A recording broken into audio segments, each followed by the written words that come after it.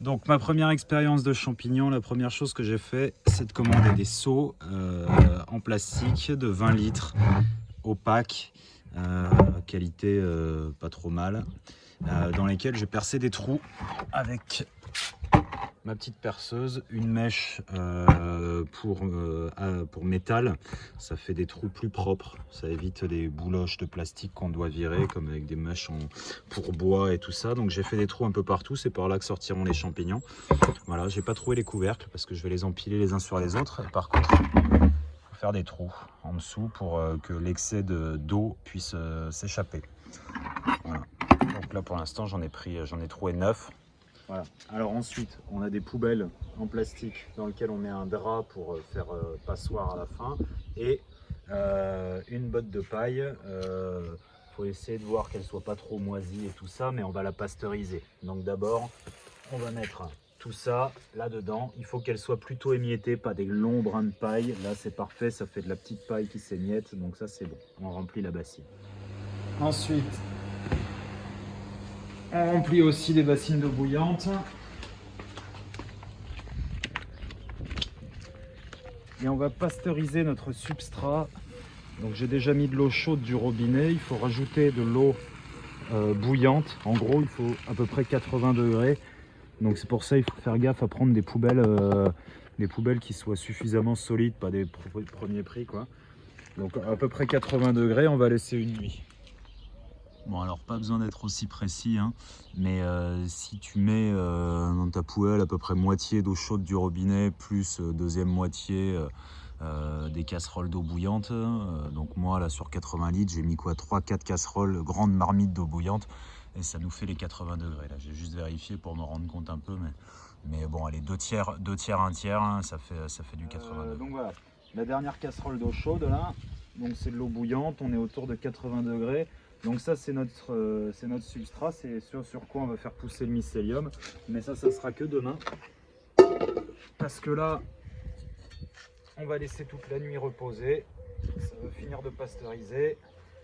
En gros, ça va tuer les bactéries, les insectes qui pourrait y avoir dans la paille et qui vont rentrer en compétition avec les champignons quand on va mettre le mycélium dans la paille. En gros, ça va être une course. S'il y a des bactéries dedans, bah, les champignons, ils sont pas sûrs de gagner et ils risquent de mal se développer. Donc, on tue les champignons et les insectes. Et on se revoit demain pour mettre dans les seaux. Bon, voilà, ça y est, c'est le matin, ça a trempé toute la nuit. Maintenant, il faut vider, il faut essorer un petit peu, on va laisser un peu sécher et ensuite on fera les champignons.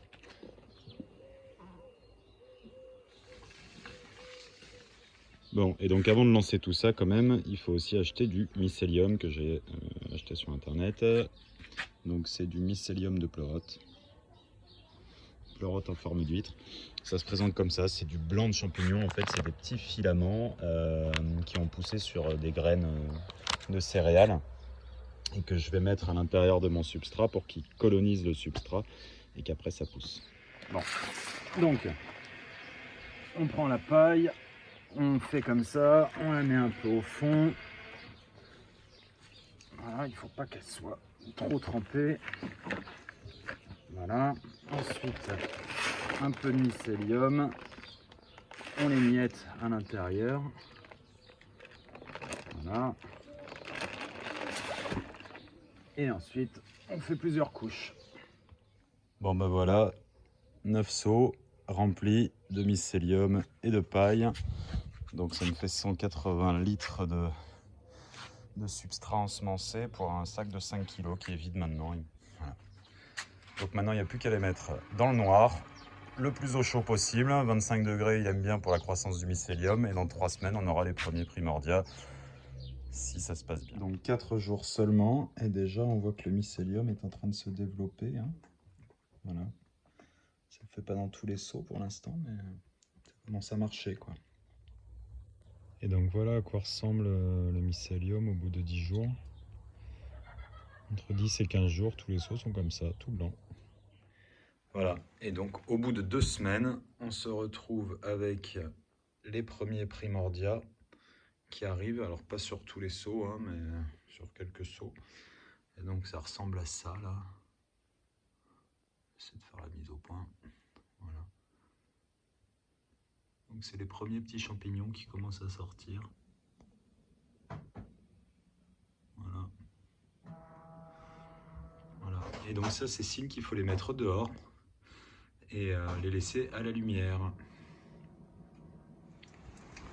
Et donc voilà, les premiers seaux dehors, dans un coin plutôt au nord.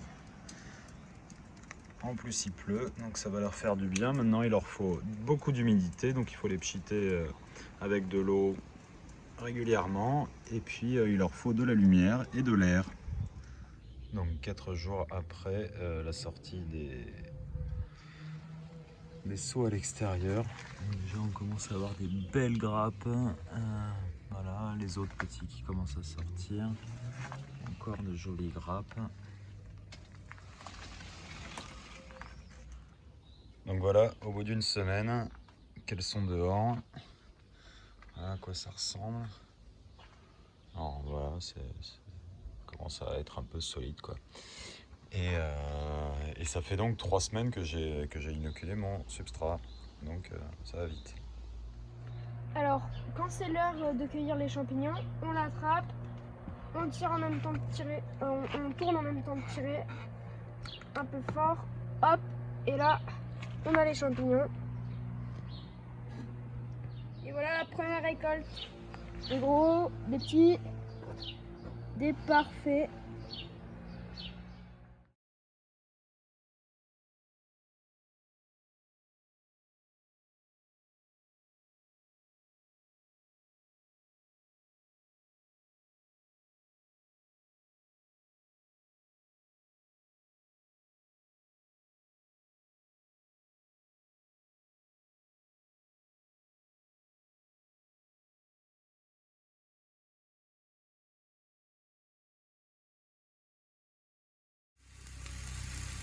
Et donc évidemment, la première poêlée, le premier champi,